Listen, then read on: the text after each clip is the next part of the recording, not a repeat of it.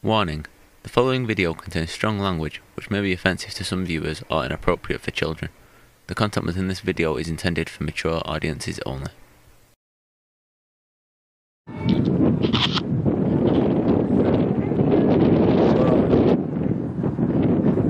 Is it really worth it? Is it really worth it, bro? All right, guys, let's take a second to take a good look at this guy. This guy is making thousands of dollars to be the bodyguard for Calvin Grassmier. If you guys don't know who that is, make sure to type that name into Google. And while you're at it, make sure to type the word rapist behind his name. And you will see just how violent this sexual predator is and how he loves raping children. Well, guess what? This guy is making thousands of dollars, and it's not coming from the politicians' pockets. It's coming from our pockets, the taxpayers. You heard that right. Is it really worth it? This guy, including a few other guys that are on his A team, are making $81,000 a month to protect this clown that's living at this house that you're looking at right now. You heard me right. $81,000 a month just for security. And then $5,000 a month goes to the rent. And now that's separate. So now we're sitting at $86,000 a month. They are making big bank, guys, to house this piece of crap in the Antelope Valley. 2 boys were molested. I believe it was within 2 weeks.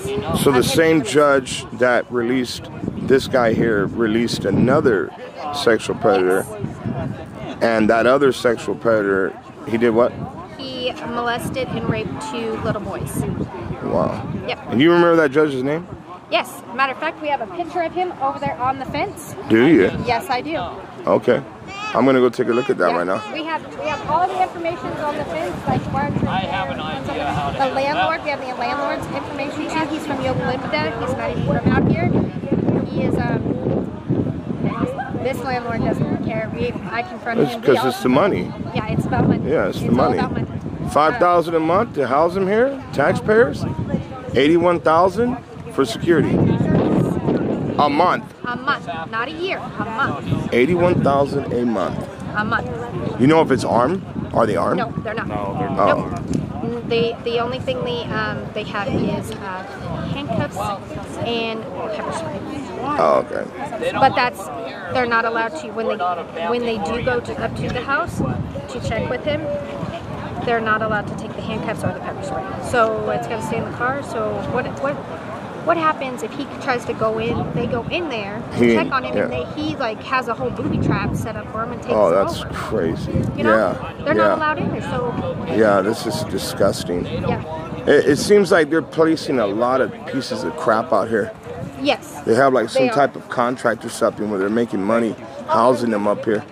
They are. And the thing is if he gets in here and he stays, they've already are going to start putting other ones. They already have other addresses out here first where they want to stick them. We got to get him out. I thought if the residents did like a petition and said, no, we don't want them here. The judge said we had the most petitions, the most emails, and the most emails sent to the judge that he's ever seen for one of these cases. And it didn't even... Nothing. They didn't even care. Didn't even work. So we literally sat out at the swap meet. We would sit out on the corner of 90th and Palmdale and every day and got thousands and thousands. And they're just like, forget it, we don't care about that. Yeah, and we had Tom Lackey's office sent in a message or a letter. They asked us to speak to. So did Scott Wilkes, which is the senator. And him and Catherine Barger, they said that they couldn't speak at the hearing, and that they could not. They threw out the judge. judge throughout the letters. Said he already made up his mind. Threw the letters out? Yes. Oh, yeah, no. And those are our We need to public. get that judge out of there, too. It's our public politicians Right. that spoke up for us, saying, "Hey, we don't want him here." Right. And it wasn't. And they the judge just overrode it anyway. Did not want to hear it. Money. It's all. I wonder how much they're getting for keeping him there. Absolutely. It's Yeah. all about money. Big money. Yes. These fucking security guards are getting fucking 81,000 a month. A month. Or But a they- week or whatever. Yeah, they're splitting that, right? So these guys here. And then there's another one in the vehicle. Wow. All right, guys. So the next part of this video that you are about to watch, I had to download it off of my TikTok account because I don't know what happened to this footage. But thankfully, I was able to download it off of TikTok. Now, this part of the footage you're about to watch has a little bit more information about Calvin Grassmier.